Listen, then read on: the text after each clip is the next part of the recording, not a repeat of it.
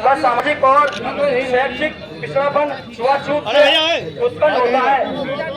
इस निर्णय से इस सामाजिक आधार को आर्थिक आधार पर परिवर्तित कर दिया गया है जो संविधान की मूल भावना के विपरीत है। नंबर 5 अवार्ड के बदले पुनः पैठ के तहत राजनीति, शिक्षा और नौकरियों में प्रतिनिधित्व दिया गया था, जिसे आरक्षण कहा जाता है। ये निर्णय पुनः पैठ का सीधा उल्लंघन है। अतः इस निर्णय को संसद द्वारा रद्दी की टोकरी में विस्तृत किया जाना परमावश्यक है। नंबर 6 अनुसूचित आरक्षण की गलत व्याख्या। अनुसूचित जातियों का आरक्षण अन्य पिछड़ा वर्ग, ओबीसी और आर्थिक रूप से कमजोर वर्ग ईडब्ल्यूएस के आरक्षण से बिल्कुल अलग है। ओबीसी और ईडब्ल्यूएस के नजरिए से अनुसूचित जातियों और जनजातियों के आरक्षण को देखना असंवैधानिक है। अनुसूचित जातियों और जनजातियों का आरक्षण छुआछूत और जातिवाद के खिलाफ एक उपाय है, और जब तक छुआछूत और जातिवाद की समस्या भारत के किंचित मात्र की विद्यमान है, अनुसूचित जाति और जनजातियों के आरक्षण का वर्तमान संवैधानिक स्वरूप जारी रहना चाहिए। नंबर 7 60 लाख रिक्त पदों की समस्या। वर्तमान में केंद्र और राज्य सरकार में विभिन्न श्रेणियों के 60 लाख से अधिक रिक्त पद हैं।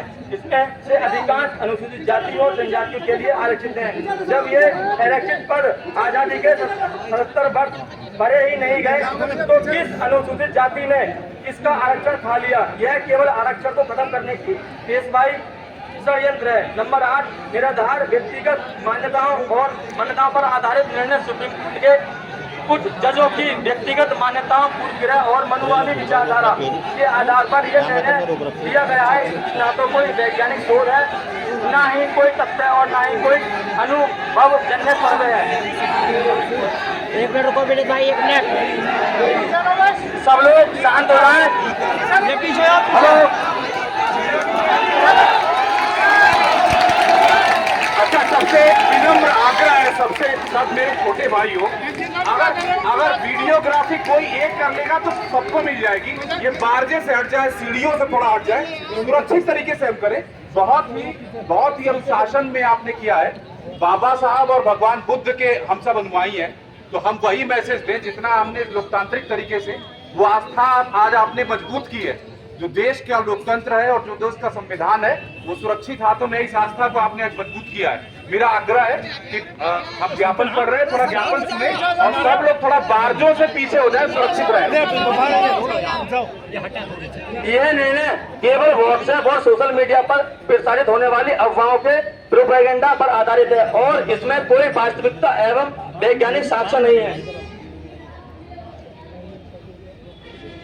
नंबर 9 पूर्व में विफल नीतियों के अनुसरण। इस प्रकार की उप वर्गीकरण नीतियां पंजाब और बिहार जैसे राज्यों में पहले ही असफल हो चुकी हैं, फिर भी सुप्रीम कोर्ट द्वारा इन्हें लागू करना ना तो तर्कसंगत और ना ही संवैधानिक है। नंबर 10 संविधान को समाप्त करने का खुला प्रयास। यह निर्णय संविधान को कमजोर करने की दिशा में किए जा रहे हैं, सरकारी प्रयासों से प्रेरित है। सुप्रीम कोर्ट स्वयं ही संविधान को समाप्त कर रहा है, जिससे सहन नहीं किया जा सकता।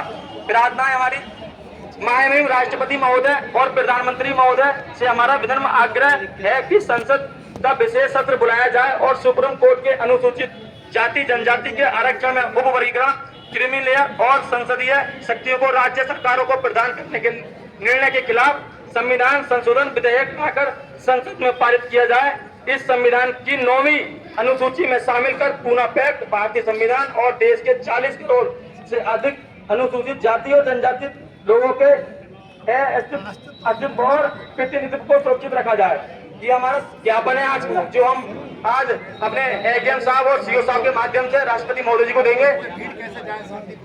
और यहाँ से जो सब लोग हमारे सम्मानित लोग यहाँ आए हैं, हमारे तहसील बिलाली के हर कोने से हमारे सभी सम्मानित